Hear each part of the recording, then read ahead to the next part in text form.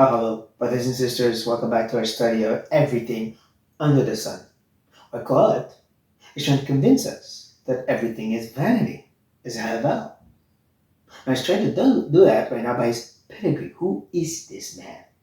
He told us last time he used wisdom to really study up everything, every philosophy, ideology, and all these things, and realize it still is Havel.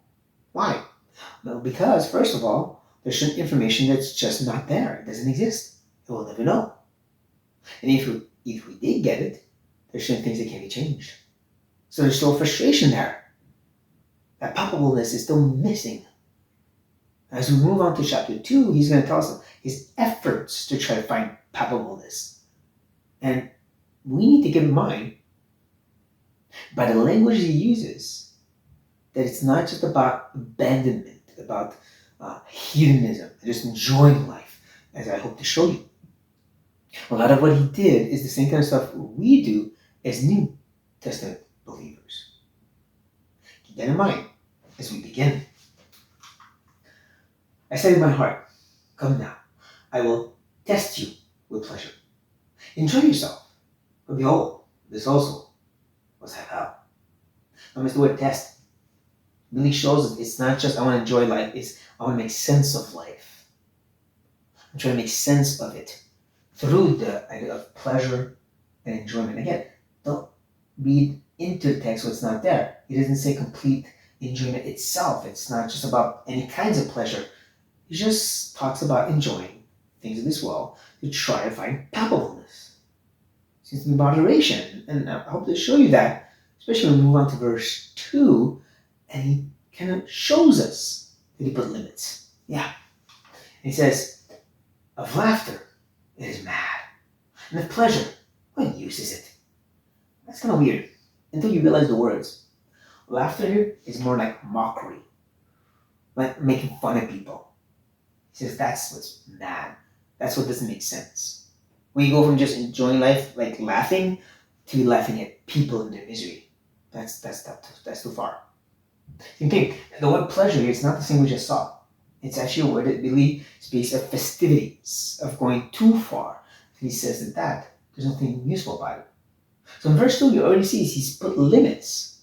I want pleasure and enjoyment, but not the kind that's going to make fun of people or go too far and make it the party itself fun. It's not, no. It's still about testing. Don't forget that. So he's put limits. He's put this, we keep that in mind as we read the next verse. I search with my heart how to cheer my body with wine. My heart still guided me with wisdom, and how to lay hold on folly, though I might see what was good for the children of man to do under heaven during the few days of their life. He didn't just drink to get drunk. We just saw it. He recognized their limits. We see here, he was still guided by wisdom. Wisdom says, if you too many drinks, not a good thing. Moderation, better. That's what he's getting at here. So the same way, we as Christians, some will take a good wine or a few certain beers and say, just enough, not too much. That's what he was doing, trying to enjoy these good things God has given. But then when he talks about folly, though, laying a hold of it. Yeah, he is talking about something that's a little bit foolish, but again, he's showed us that he wants to put limits. And he's telling us it's because he's trying to find that thing that's under heaven, right? Under the sun, in this world, that makes sense of life. Even if he's pushing the limits a little bit. Not too much, but in limits, but still. And again, as believers, don't we do the same thing when we talk about entertaining ourselves? Which movies can I watch? Which scenes I can't watch that movie. But that one's okay. We kind of do the same thing. We play around with folly and see how far we can go. Just like he does, or did. Again, all that to test his heart, all that to found palpableness. And now it's going to be a big one. Yeah, he's going to say, I make great works. I build houses and plant vineyards for myself. I made myself gardens and parks and planted in them all kinds of fruit trees. I made myself pools from which the water of the forest of growing trees. Doesn't that sound like the Garden of Eden? Yeah. Especially said the pools that water the trees, just like in Genesis. He's trying to recreate that moment when there was innocence and man walked with God. He's trying to go back there. Is that a bad thing? Don't we kind of do the same thing as Christians when we say, oh, if we could be back in the primitive church, where the Spirit was at work in amazing ways, and people were on fire for the Lord, and people shared everything. Of course, we do that forgetting there was also a lot of struggles, and sin, and false teachers, just like now. But still, we try to go back there. Just like he is trying to do for himself, when it was supposedly better. But he can't recreate that. Not a work of God. But he tried. Because again, what he wants is to find that palpableness. That's something that makes sense of life under the sun. And again, like I said, he put limits. Keep all that in mind as he continues though. About male and female slaves. And had slaves who were born in my house. I had also great possessions and herds and flocks, more than any who had been before me in Jerusalem as a king. Flocks and herds. That was livelihood. That was food and stuff for the future. We speak of RRSPs or retirement funds and stuff like that. Yeah, we do the same thing as believers. We try to have enough, or if we can, for the future. As a king, he could do that. And we're talking about having slaves. Don't focus on that because that was normal back then. Focus on how they were born in his household. He wanted to build a mini community. We want a mini community, right? A nice Christian home or a good Christian church. You want a community, we want a community. You want a bit of safety, so do we. We can understand what God is trying to do. So again, he's not going too far. He's just trying to find the palpableness as a king. That's important. Especially when he adds this. I also gathered for myself silver and gold, and the treasures of kings and Protestants, that seems both men and women, and many concubines, the delight of the sons of men. Now that's going too far, right, Martin? Well, no, because again, as a king, he can accumulate these things. Just like a Christian who might be a doctor, have a really good career, will be able to provide for himself some really great vacations. That's not sin. That's not wrong. God is giving him more. Just like he, as a king, could have more. Yeah, but the concubines, right? It was accepted in the old covenant law. There were rules about it, but still, God permitted it.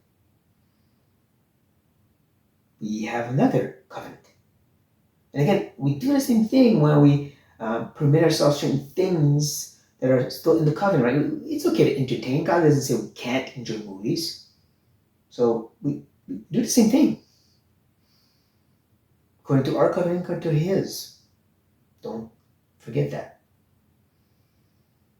He's just trying to make sense of life, the palpableness of it all, according to limits and according to who he was and in the covenant he was in. Keep all that in mind. Then he's going to come back around and remind us himself. He's going to say, so I became great. Surpassed all who were before me in Jerusalem. Also, my wisdom remained with me. Second time now, he talks about how wisdom is still guiding him. This is not, like I said, debauchery. This is not hedonism.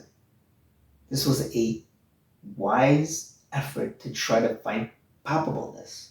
Wisdom is still guiding him. Yet with all of this, he's going to realize, well, he's going to realize this.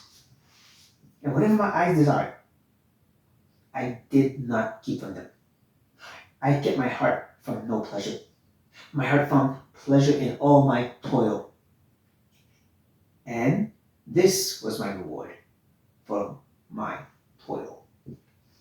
When you read about whatever his eyes desired, or his heart found pleasure in, we saw everything he built on it, right? The limits he put, wisdom that guided him. This is not complete debauchery. But don't miss that. He talks about what he found pleasure in though as his toils. The garden he built that looks like the Garden of Eden. The community he built in his home.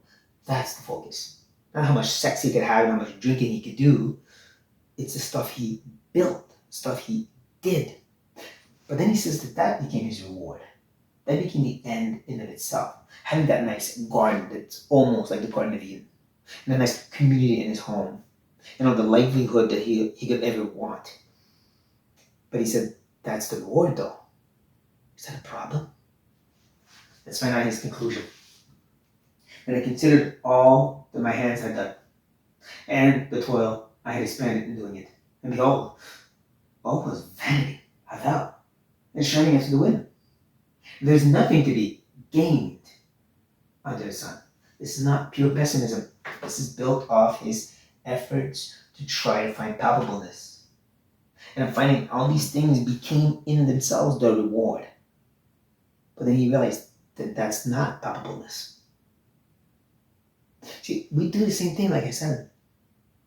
Have a nice Christian life, Christian family, a nice Christian home, with a good job, in a good Christian church. But we make these things the end in and of itself.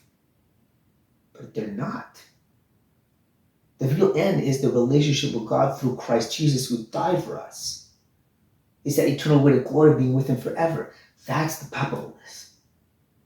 But we fall into that same trap, trying to make sense of life by the things, kind of mission can I have in my church or whatever. Yet here's quote that we usually put down, saying, I realized that all these things that I had were not in themselves the palpableness.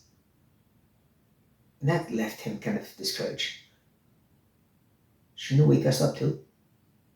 When we make these things, if I only had a good Christian home, privileged in a good Christian church, we make these things our safety net, and they never fulfill because they're not the end in and of itself. And here's Koa, thousands of years before, saying, I realized that way before you did. So maybe we should listen to him. Maybe search our hearts and ask our Lord to show us, are they things that we're trying to make it more into the palpable that they're supposed to be? And if so, Lord, free us from that, because they're not supposed to be. You are. May the Lord lead us in this. With this, be blessed.